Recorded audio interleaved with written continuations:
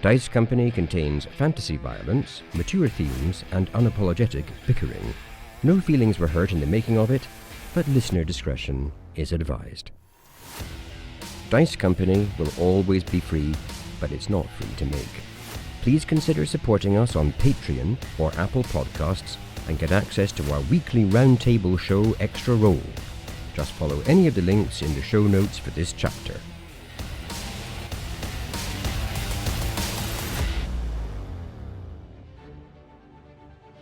Previously on Small Embers. With the Coglite Requiem defeated, Seeksorrow and Tock regroup aboard the Vox Domini alongside unexpected allies. But the fight isn't over.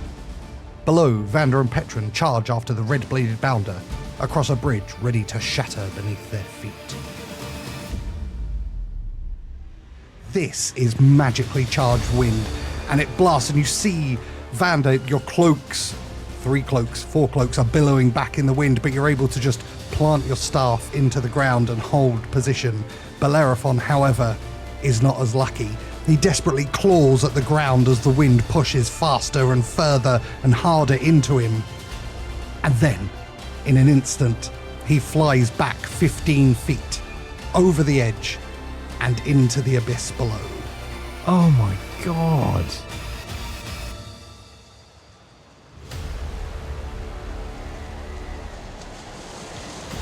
Vander and Petren, you are stood atop the crumbling bridge in the pouring rain and wind. The bounder with the red blade, the automaton, has cast Gust of Wind and blown Bellerophon, as Billy Ruffian, off the side into the abyss below. Through the wind, Vander's eye moves to watch Bellerophon clawing at the cobbles be dragged to the edge and thrown into the blackness of the night. As he does so, Vander's hand reaches to the medallion around his throat, the one that Tock gave him with the power of Featherfall, and he hurls it at Bellerophon and off the edge with him in the hopes that maybe on his way down he might work out how to use it. Well, that's just awesome. Is he going to let that happen? Petren casts Awaken on Bellerophon. No. Holy shit, I'm going to allow that too if you want to do that as well. Are you actually going to do it? Please do that. His intelligence is too high, unfortunately. His intelligence is 6. But so it's I do already... love that as a kind of teamwork. I really want to allow it, but I won't, for fear of being criticised on the Discord. Oh, has that what's come to you? No, definitely not. Right, that is the end of his turn. Vander, you are up. So I need something that hits every time. I need something exhaustive that starts hammering away. Now, obviously, Ruffian is out of the fight, so I need something else. Vander turns back to the automaton. You're going to regret that, he says. And even though the wind still blows, Vander's hand raises and makes a new and complicated gesture. Vander casts Phantasmal Killer. Oh my god. I'm attempting to tap into the nightmares of the automaton and create an illusory manifestation of his deepest fear. The reason is that this automaton actually has a lot to fear, and this isn't the night to run into your worst nightmare. Okay, so that's a wisdom saving throw. It is. Ruh-roh. That is a 5, yes! Which is a fail. Oh. That is 4d10. 4d10 psychic damage. Roll the damage. 13. Unlucky for some. For a moment, the stoic form of the bounder with the red blade breaks, and you see his hand lower, still grasping his red blade. You see a little bit of apprehension on him as he is now frightened. He's now going to do a concentration check, see if he's still casting Gust of Wind, which he is. Damn it. So the frightened conditions means he can't now move towards you until he passes a check. And at the end of each of his turns, because of Phantasmal Killer, if he fails a wisdom saving throw, he'll take another 4d10. That's if I maintain the spell, right? So I Correct. would have to just hold it. Petren. So the wind continues to blow, does it? It does. So I don't want to step into that. What it does now, so it can no longer push anyone, but it does slow your movement by half as you're moving towards him. Okay. So Petren is going to move up alongside Vander. Petren is going to take a gamble that the automaton won't have realised that he can play that game as well. and he is going to cast his own gust of wind back at the automaton, who is standing perilously close to the edge. Holy my god! It's like a test of the Force! Oh my god, this is so cool! Okay, so it's a strength saving throw. What's the DC before I roll? 17. 23! Oh, he's not going anywhere! This time. He's scared, he's casting a spell, but my word, is he going to stand firm? Yeah, Petren takes a few steps forward to try to line up the automaton. And with the creature frightened and concentrating, he thinks there's a chance he could be swept off his feet and taken by surprise. So he scratches out a symbol with his quarterstaff and then throws his hand forward to direct the wind. And a mighty gust flies at the caped automaton. And the two gusts of wind meet in the middle as the two of you push the energy towards one another, creating like a pocket of pure energy between the two of you. This is awesome. No, as a bonus action, Petren is going to go invisible again. With a pop, Vander, your friend disappears from your side. Vander's got both hands on his staff, which is dug into one of the crags in the stone still. Do the winds cancel each other out, or are they both just blowing? They're both blowing simultaneously into one another. But I think as Petren turns invisible, Vander can feel a hand on his arm, like a reassurance that Petren is still standing alongside him. Nice. Really nice. The bounder with the red blade is scared. He's got the wind blasting him in his face while he continues to maintain his concentration. He mistakenly thinks that Vander is the one casting the gust of wind back. So he drops his hand, cancelling out his gust of wind, and you see his gauntlet raise up at a stone nearby, kind of large, cantaloupe-sized stone, and using telekinesis, he picks it up and flings it at Vander as a way to try and break that concentration. Can I have a dexterity saving throw, please, for Vander? 7. But I do have, obviously, copies of Vander waiting to take the blow. You do. So the damage will be 15 bludgeoning damage. So I have to roll a 6. Okay. 6 or above on a d20. I've rolled a 9. The cantaloupe-sized stone flies through the air, hitting one of the duplicates and eliminating it immediately. He looks impassive. As part of his turn, having attempted that, he then begins to move away from you, slowed by the wind cast by Petren. And that is the end of his turn. Vander. I'm going to continue to maintain my spell. Oh, yeah, he has to do a wisdom saving throw. So the end of his turn. I forgot about that. Thank you very much for the reminder. That's a natural 1. He has failed. Yes. Please roll 4d10 again for damage. 23.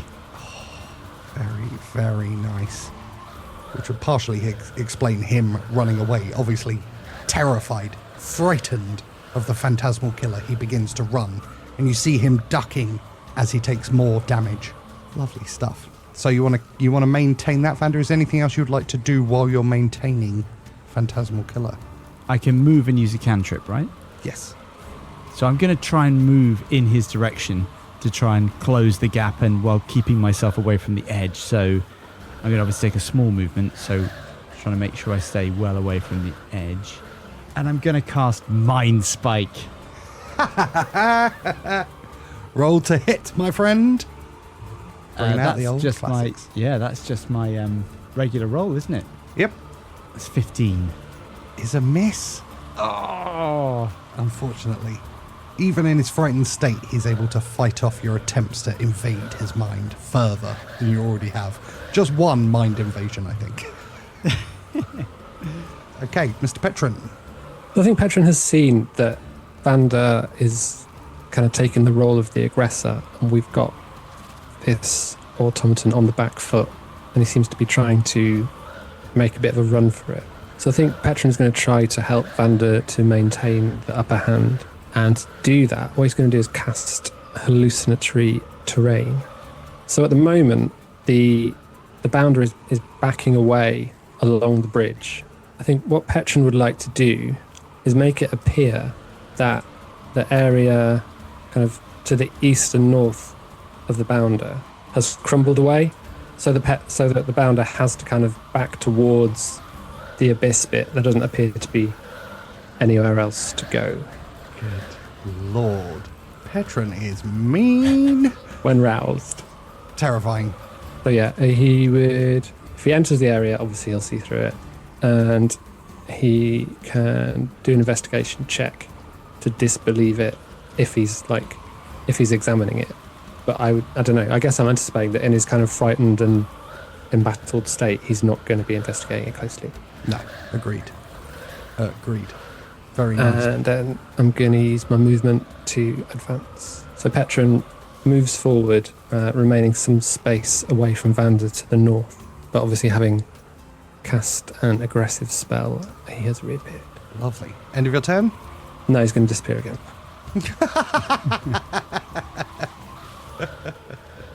With a pop, you disappear. The automaton continues to sprint, but reaches the edge of the now hallucinatory terrain, and you see him skid to a halt as he looks down. He's too frightened to do a proper investigation at this time. He just simply stops, identifying this as dangerous terrain that he cannot cross. He also cannot turn around because he's still frightened by the phantasmal killer. His options are running low. Okay, he can't see Petren, but he can see Vander. So he raises his gauntlet, and you see it shaking in the wind and through the fear as he casts Lightning Bolt at Vander. Vander casts Counterspell. The lightning flickers and arcs in Vander's direction, and Vander simply raises his cane and it dissipates into the air around him. Son of a bitch. The automaton chooses to speak. The sons of Kael are eternal. You are nothing but sparks in the dark. And then he's going to interact with object with his sending stone. Cancel pickup. The enemy are here. Oh, no, he's got to do his check. It's another fail. Yes! 4d10 damage, please, Mr. Vander. Yeah, so that's a 20 damage.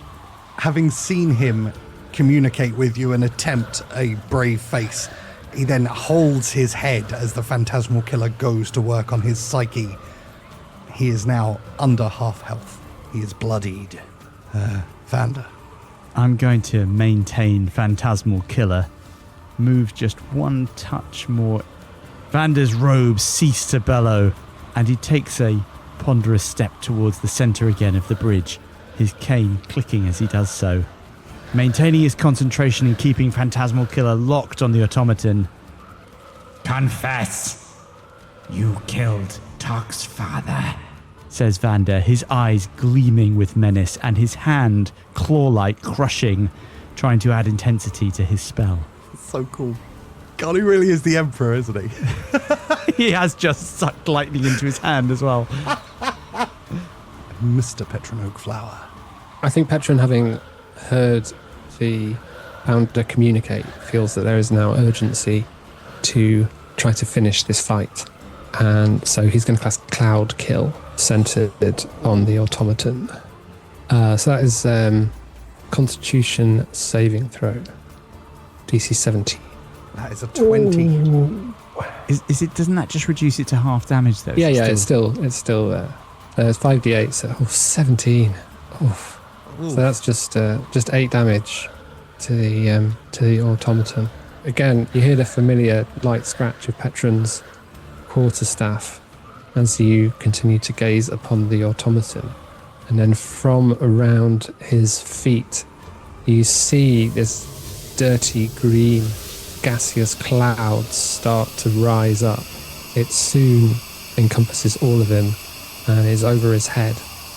And it doesn't look pleasant. It doesn't look healthy at all. And the radius starts to grow as the seconds pass. That is awesome. You're bringing out all the toys. So it's a 20-foot radius centered on him, you see. I think that will affect you, Vander, if you go inside that area. Okay. Take another Constitution saving throw for starting his turn there. That is a fail for him for starting his turn in the Cloud Kill. So that's 18 damage this time. Nice. He is not looking well. The problem is he can't run away and he can't run towards you. He's pinned. He is pinned. You've pinned him down. So yeah, so he sprints from the cloud kill while avoiding. Oh, hang on, is that a concentration as well? So you've no longer cast your Gust of wind. Yeah, sorry, I should have mentioned that. Yeah. and also what the terrain looks like. Oh shit! Yeah. Isn't that illusion though? Oh no, hallucinatory terrain is not concentration. It's not. Sorry. No. It's illusion, isn't it? Yeah. Ridiculous. Okay, yep, so he runs south towards the edge of the bridge to avoid the cloud kill and the hallucinatory terrain, while not moving in the direction of the phantasmal killer cast by Vander. He's having a really bad day, and he is going to do old school, and he's going to cast Fireball at Vander. So I'll have dexterity saving throws from both of you, please. It's a 14 for Vander. 5 for Petren. Ha ha ha ha ha ha! Max damage for both of you. It's not a great roll. 22 fire damage as he, in desperation, raises his gauntlet and a fireball rips out and explodes, catching both of you in its inferno-like flames. Petren's using absorb elements as a reaction. Thanks, Harry. Now he is going to attempt to overcome his fear, which he does. He's no longer scared. Oh. He turns, straightens his back as he stares at you, Vander. I did not kill the traitor. My father did. And now I will kill you. And Vander. Vander, obviously scorched by the flames from a fireball, his hands glowing, pass up and down his body, putting out the flames, but the damage is done. Vander, smoking, pats himself down and then turns his gaze back on the automaton. Your father? His eyes gleam. Then your name is Tick. No! My name is Tor, son of Torren. And he knows you're coming. A pleasure to meet you, Tor. Now burn. And he casts fireball straight back. Oh, trading gusts of wind, trading fireballs. Come on. Dex saving throw. Oh, it's not great. It's a 4. That's a fail. He's going to resist elements, tell you that much. For a total of 26 damage. Vander, please tell us a story. Oh, yes, amazing! Vander raises his hand in the direction of the automaton, and rain sizzles as fire grows into an orb of flame. Steam rising around it, Vander flings the orb forward, and streaking across the blackened cobblestones, it surges towards the automaton. The blast is tremendous. Stone shatters and some melts in the inferno. The automaton is hurled backwards into the night as all and sundry fall into darkness. Vander's hand lowers. I have few friends living, He says almost to himself. but you crossed one.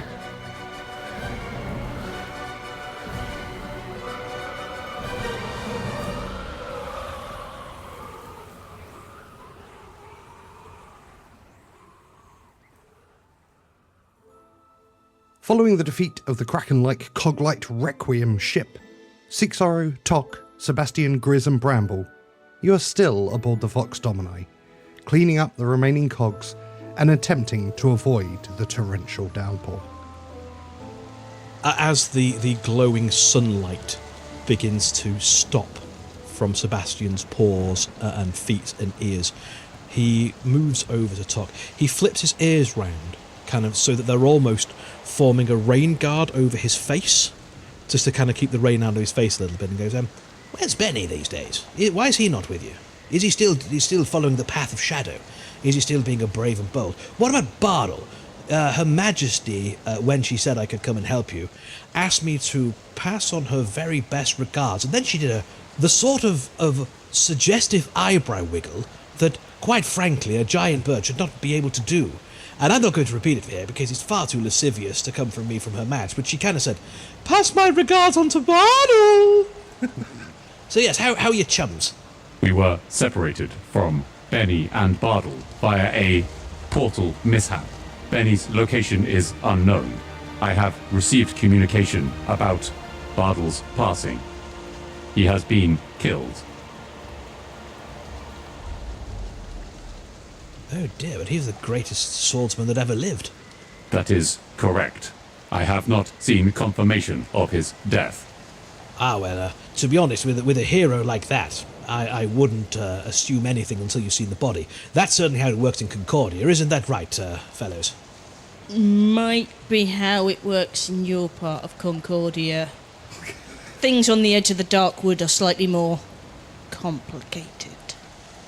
If there's one thing I have learned in all my years, it is never count a hero down until you've been to their funeral and put the coins on their eyes yourself. There's always a chance they might get written back in. That means if you don't find any limbs, he might still be alive. Even if you do find a limb, he might still be alive. Good point, Sebastian. It's the heads you need to watch out for. Yes, it is much harder to hero when you're headless. But not impossible. Not impossible. I will take that under advisement and begin preparations. Do you ever take off that metal? Like the naked tree people? I retain the potential to discard my metal. However, we remain at war. The Empire will destroy me if I am weak. Then we should bop them on the nose like Sebastian said, so they can't do that. Quite. I would find that to be acceptable. Good. I can't have people killing my friends, especially when they're naked. That would be terrible. And rude. Exactly. Appallingly bad manners, Grizz. And we don't stand for bad manners, do we? No, absolutely not. You have struck a powerful blow against the Empire, Tock says whilst gesturing at the cogs littering the deck. Oh. Well, isn't that fortunate? Who's your friend, by the way? This automaton doesn't talk as much as you do, or the naked tree people. You refer to Little Tick. He is now Tick, my child. I am Little Tick. Well met, Rabbit. Hare.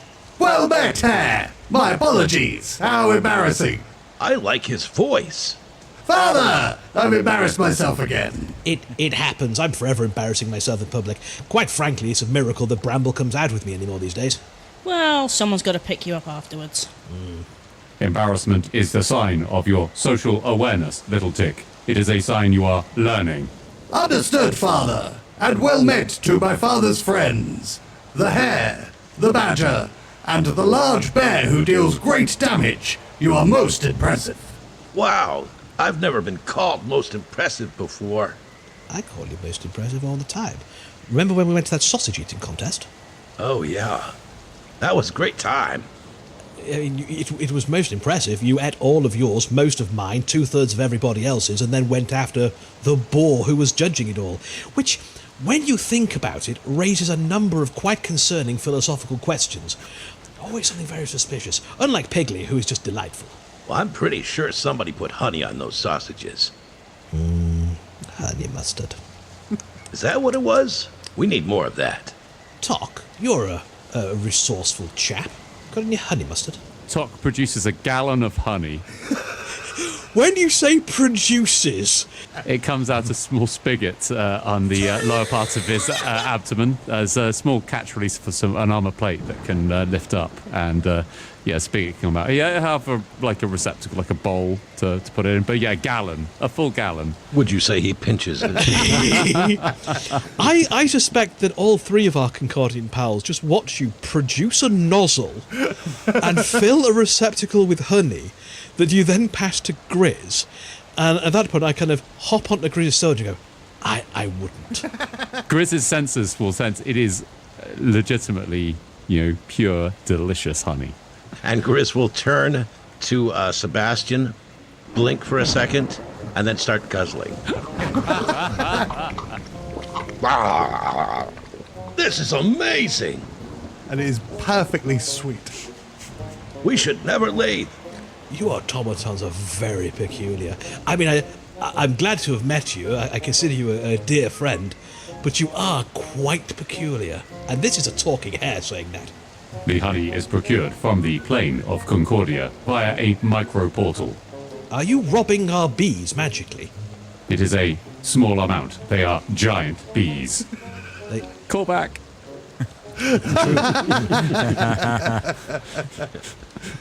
Captain Seeksorrow, a suggestion.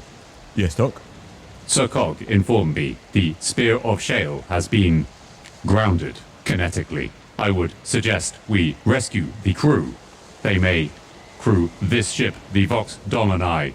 Then I may repair the Spear of Shale, and our companions from Concordia may pursue alternative objectives under your command.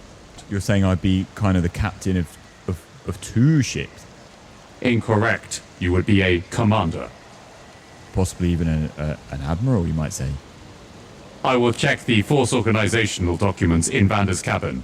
Sounds good to me, Toc. Sorry, I think it's all gone to my head a little bit, so to speak. I've been punched in the head and covered in some sort of magic powder today, so it's a bit of a strange one. Correct. I will fashion you a hat to reflect your station. Well, I was going to ask. Thanks very much, Toc. It would mean a lot to me to have a hat for my station. Talking animals. We have names. We do. Yeah, Sebastian and Bramble and Grizz. We're really quite a new fleet. You probably haven't noticed, but we're really just learning the ropes of this, so to speak. But one of our ships got downed, and I wondered if you wanted to stick around and help us. And you're obviously very useful people, animal people. Still people. Animals are people too. I understand that you've been hit in the head, and I understand that we are probably the most magnificent things you've ever seen for quite some time, but you don't need to dance around it. We are the people the same as you. You wouldn't be like this if it was, I don't know, a frog man, would you? You'd be like, hey, I understand you frog people. You get everywhere. You get into the bins constantly, but they're on every bloody plane. But you wouldn't be going, oh, hello, frog person who's also maybe a person. You'd be like, oi, get out the bins! Bloody croakers. I actually don't think we have frog people on our plane, but... Oh, yes, you do. They're just very good at hiding. And Bramble will come, sort of raise a paw as if to shake your hand. Yes, Bramble. And I'll cast Lay on Hands. Surrounding Bramble like a calming aura is the scent of the woods in autumn, damp earth, leaf mould, wood smoke, and the faint, sweet, sharp tang of blackberries. The badger's powerful clawed paws close surprisingly gently around Seeksorrow's calloused hand. A subtle warmth washes over him, easing his wounds closed. It is the comfort of a roaring fire of a favourite tavern, a good pint, hearty food, and the laughter of friends at the end of a hard day's work. You are fully healed. Wow, that feels amazing. Thank you so much, Bramble. And I'm sorry to all of you for being so rude. It's not deliberate. It's just there's been a lot to take in. Benny was the same. It happens. A massive paw claps you on the back. He says, calm down. It's gonna be all right. You're doing a great job. Take 40 bludgeoning damage. If you'd like to keep helping us, we'd be very delighted if you did. One of our ships was down, the Spear of Shale. I think they might have lost some crew and they'll certainly need some help. You could even, if you wanted to, join the Order of the Heron. I don't know if you've heard about what that is and what we're trying to do. Sebastian, can we? So, we were allowed to come and help you out, and Her Majesty never actually gave us a time limit. All she said, aside from passing on the message from Barlow, was that we had to make sure we didn't let the side down when it came to heroing. It sounds to me that fighting an entire evil empire full of blackguards, monsters and bastards is precisely the sort of heroing that she had in mind when she sent us here. If she wasn't, she wouldn't have sent us here knowing full well that I had made a solemn promise to my good friends Tock and Benny to bop that emperor firmly on the nose, bark his shins, and then preferably kill him. So, I think we are totally allowed to hero over here for a bit longer if you want to. Now, I understand, Bramble, you actually have responsibilities back there that aren't quite so royally waved as I have. So if you need to go back... To be honest, Queen don't tell me what to do. I'm a badger. That is very, very true. Well, I'm certainly planning on staying. Did you say this other ship is grounded? Yeah, so in the short term, that would be a benefit to you because you don't like being in the air, but obviously we would be looking to repair it and get it in the air, but maybe that would give you a bit of time to get used to the idea. I didn't like flying to start with, but it is kind of amazing. It is capable of flying only a short distance from the ground at high speed. Well, that sounds perfect. That does sound like a lot of fun, doesn't it? I don't mind going fast down, not obviously going fast down from the sky like this ship nearly did, but going fast on the ground. As a hare, I am very much in favour of going very, very fast on the ground. Yeah, why not? Grizz, you fancy it then, chum? And Grizz is on the bow, basically doing a Titanic move. I love this place, yes! Let's stay, let's be pirates. No, privateers. We're pirates for good. Sounds good to me. Let's get you down to that ship, see if we can mend it. Are you coming with us?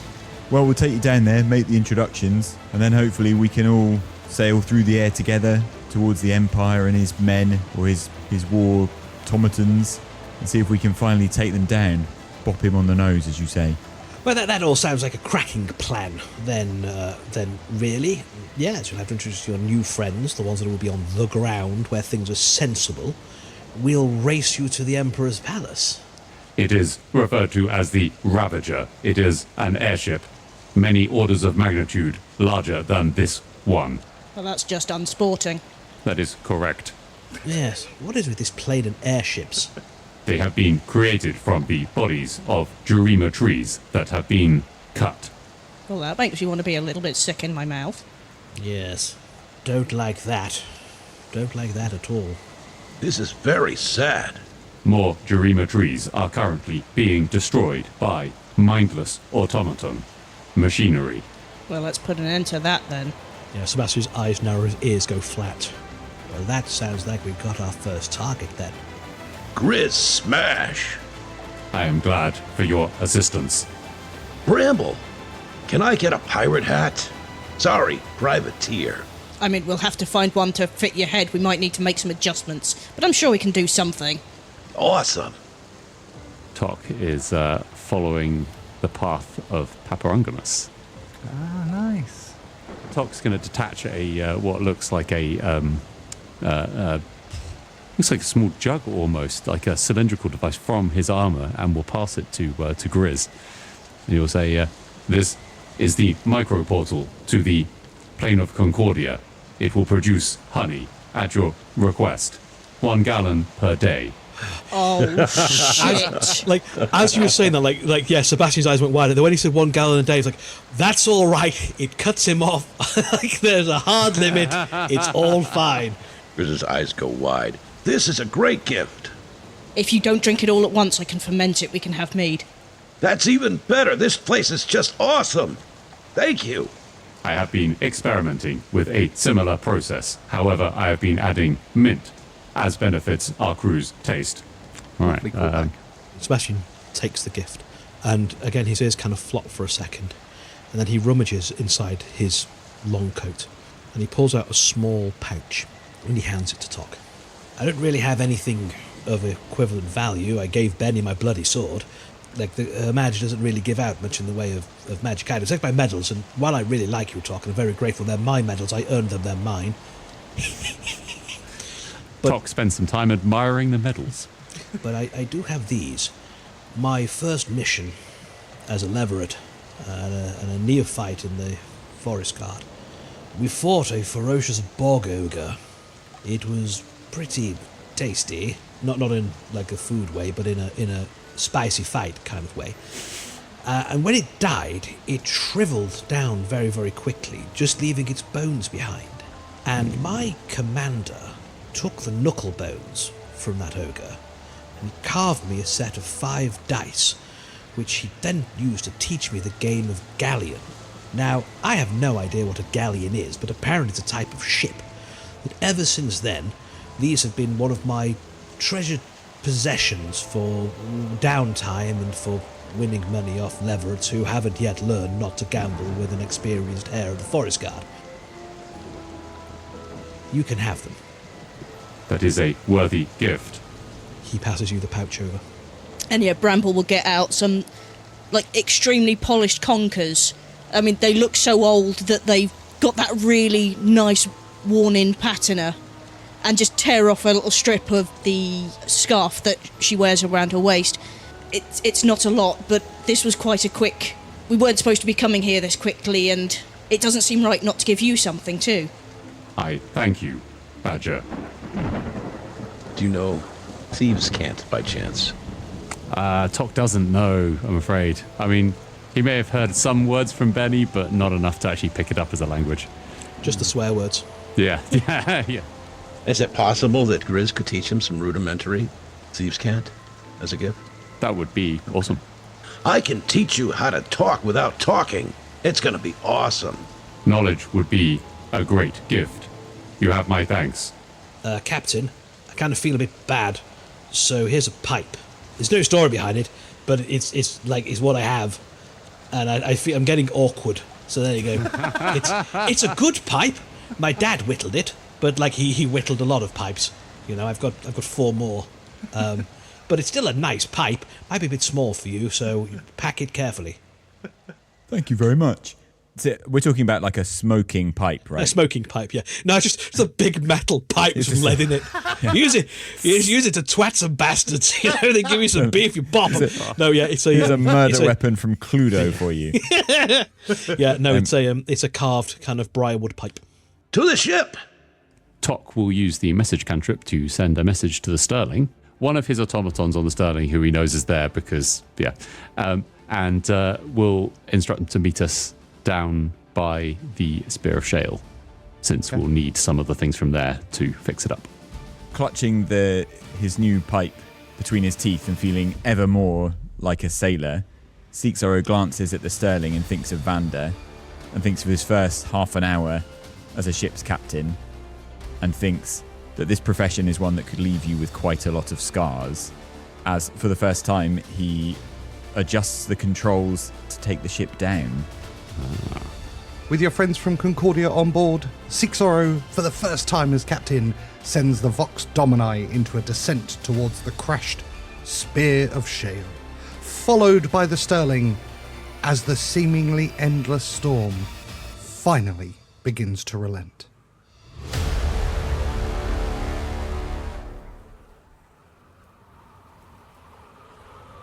Vander's hand lowers. I have few friends living, He says almost to himself. but you crossed one. And you hear the tap of his cane as he moves towards the edge to inspect his handiwork.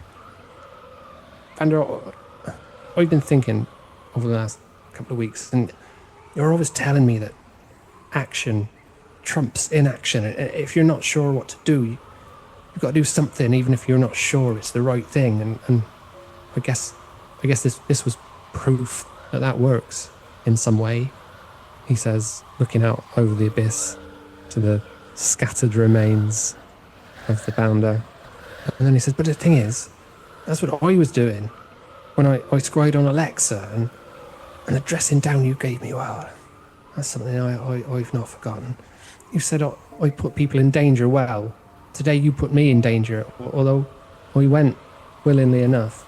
I admit that my point is, if doing something is the thing, you can't get upset when people follow your advice. Maybe looking in on Alexa was reckless, but I think I've earned the right to choose my reckless actions, just like you have. Vander stares into the blackness of the gorge, as if trying to pick out bits of the downed automaton, but he was listening. War is hard, Petren, but the truth is harder. You made a mistake and I told you. But, as hard as I can be, I also reward courageous acts. Tonight, you made the winds of fate blow in your favor, Petren. While I think you were wrong to scry on Alexa, I don't wish you not to be reckless. Far from it. I want you to seize every opportunity for the Heron. But I won't shield you from the results of your actions. Tonight, though, you struck a blow against the Sons of Kale. You weighed your life against theirs and you won. We won. And what's more, Petren, I acknowledge that you are powerful. Most useful.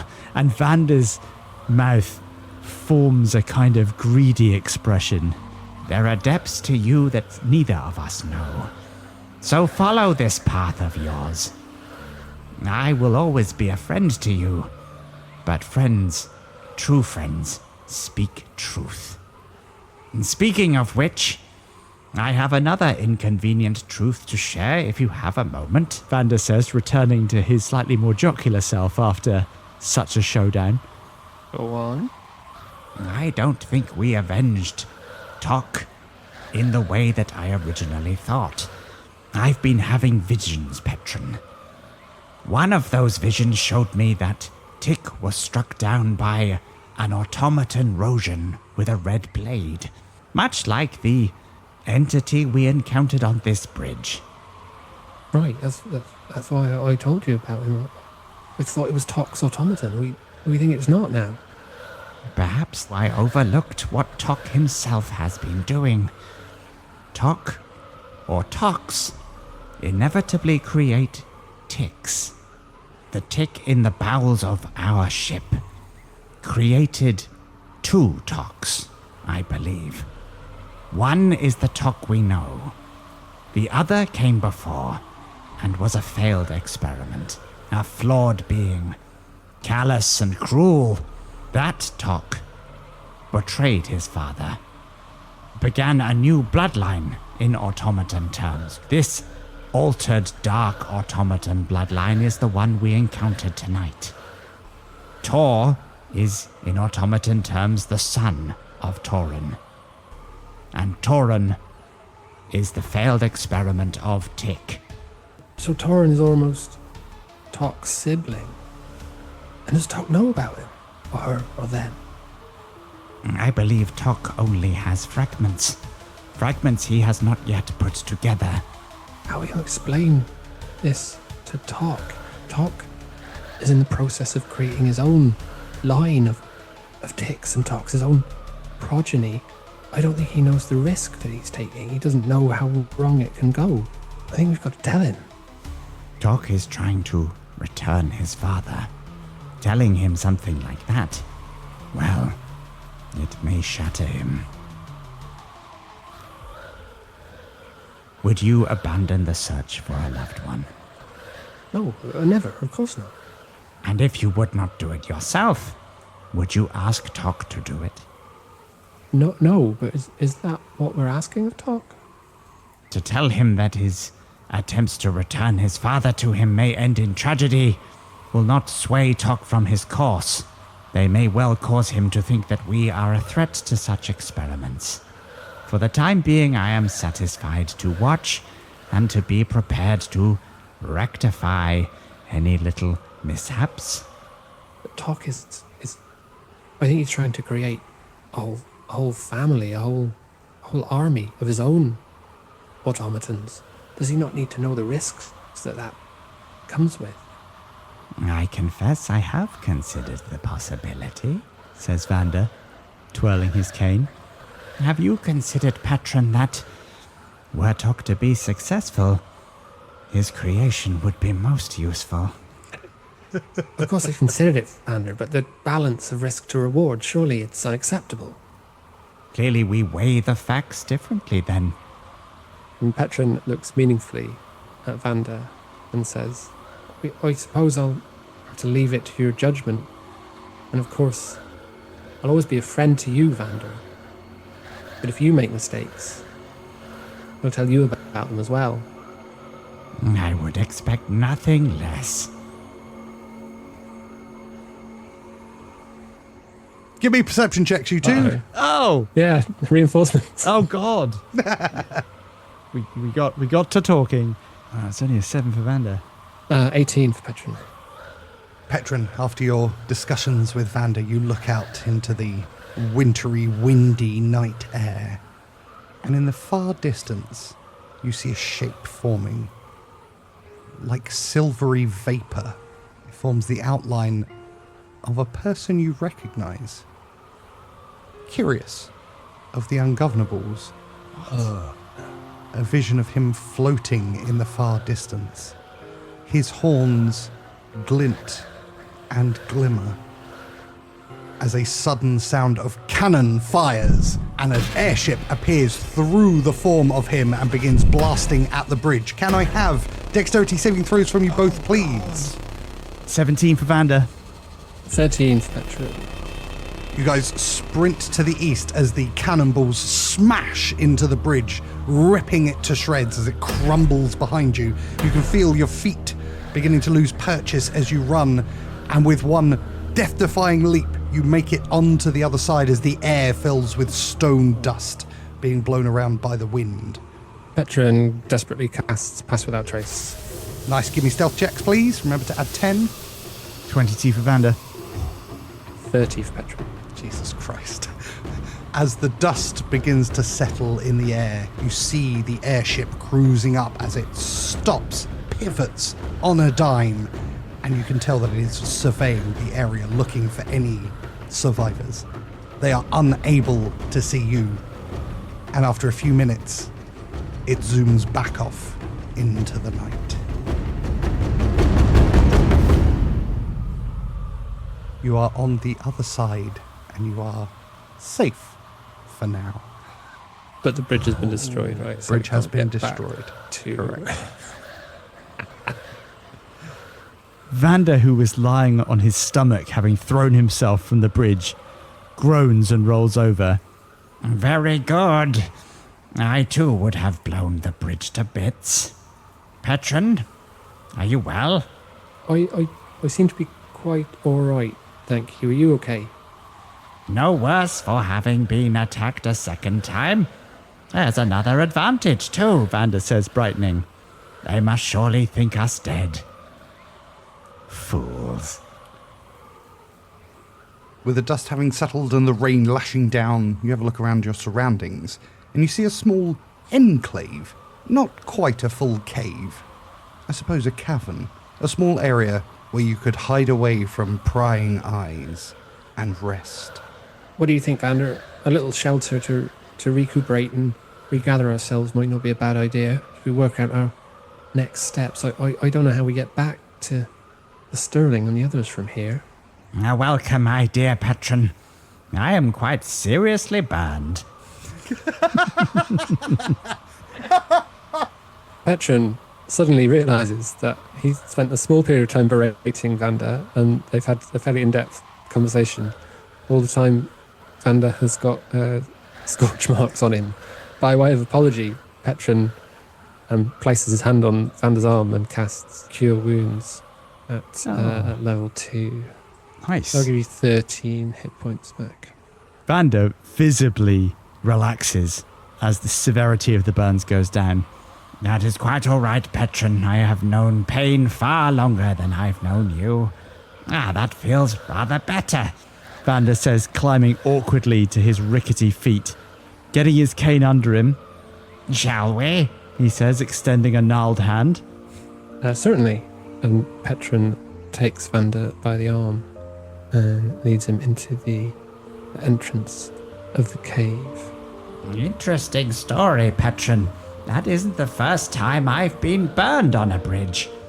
Now, let me regale you with the story. It was late evening, Petren, and Demelza, the local warlord, was most incensed by a misunderstanding. You see, many times before... And we will end it there.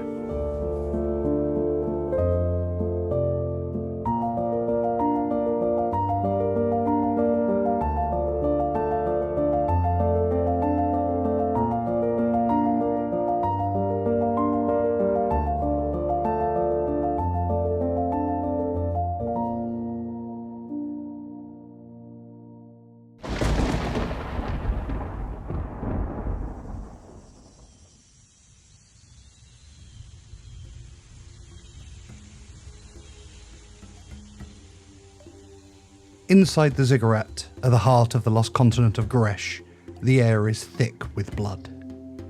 The antechamber lies littered with corpses, abominations of twisted flesh and iron, their broken forms sprawled across the stone like discarded offerings. At the center of it all, Emperor Salazar stands untouched.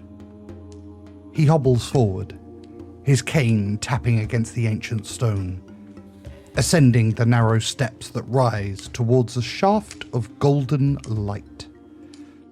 Suspended within that light, turning ever so slowly, is a weapon. A scythe, black as night, its blade carved from obsidian glass, its shaft crowned with the hollow stare of a human skull. Salazar halts before it. His single visible eye glitters with something unspoken. Hunger, perhaps, or dread. He reaches out, tentative. Then, in the blink of an eye, he seizes it. The golden radiance dies at once. The chamber plunges into shadows. He turns the scythe in his hands, studying it. The faintest trace of a smile, crooked, unsettling, creeps across his scarred face. From behind, Alexa Storm's voice cuts the silence. Well? Salazar raises his cane and it twists, warps, becoming a grotesque staff, crowned with a snarling skull of a wolf. He points it towards the scythe, and a wash of purple power runs along the weapon's edge. For a heartbeat, the air thrums with possibility.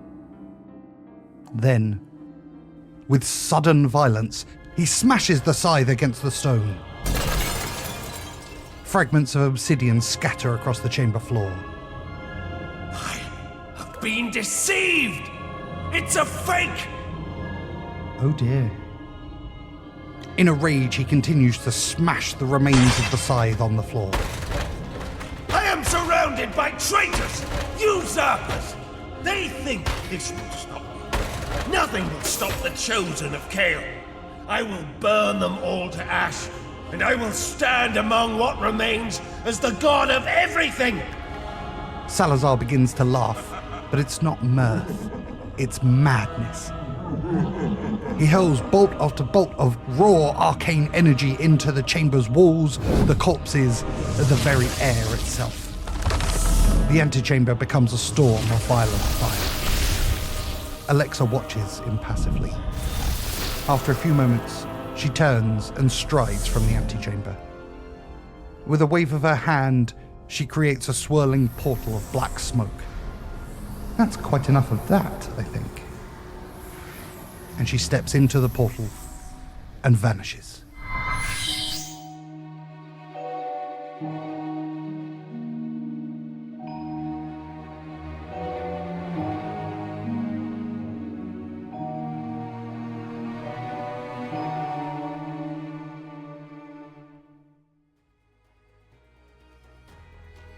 You've been listening to Dice Company's Small Embers, starring Dave Windust as Petren Oakflower, Charlie Blackadder as Vander Finnick, Adam Beltane as Sebastian Longpaw, Lou Liz as Bramble Winterset, Zeus Legion as Grizz Honeyclaw, Alex Morrison as Seeksorrow, Christopher Tester as Emperor Salazar, and Harry King as Tock, with Tom Patrick as your Dungeon Master. The humans of Dice Company would like to thank the following sweethearts for their support: Corey Mack, The Red Right Hand, Dave Patterson, Boy Genius, Zero Nova, Sepulchre Stennett, Marky B, Jenny the War Camel, Stephen Sikora, Nori Gosler, Mickey Arnold, Happy Daddy Scotty, Tika Rabbi Camel, Team Stay Toxic, Path Pursuit, Paris Pakar, Julia Zeno, Shovels, Queenie, and an extra special thanks to our Council of Rojan, Shelby Cat, purveyor of exceptional dice, S.J. Phionics, Zeus Legion, Richard Ungermas, Mama Strange, Axel Runholm, and Chris from North London. Ooh, hang on, can Tock make honey? I'm just gonna... Are you part B? Is Tock part B? Or wasp. I think he actually can. Wasps make mustard, it's well known. Yeah. So yeah, we need bees and wasps. Wasp Wasp. Yes. Actually, don't know how you take the ship down. How do you do that? You push forward. I don't fucking know. You push forward, I guess, or turn the steering wheel. He's watched Vander do it enough times. He should know now. We don't know how a normal ship works, Alex. We have no fucking idea how this Exactly. None of this makes sense. I love. There might be a control on a normal ship that just sinks you. You just push the thing forward, like the plug. You just open it up. Just about to say it. Ship's captains are just amazing at altitude. They never press forward on the joystick and just send the ship straight Release the under. ballast. Release the ballast, exactly. Open the sluice gates. Lore. Thanks for listening. Please consider supporting Dice Company on Patreon, where for the price of a cup of coffee, you get access to a whole other show, Extra Roll, as well as an ad-free listening experience. The Dice Company Discord server, along with our socials, can be found on our link tree in the show notes. If you enjoyed this chapter, please like and subscribe, and don't forget to recommend us to your friends. If you didn't like it, recommend us to your enemies. And we'll see you next time on Dice Company.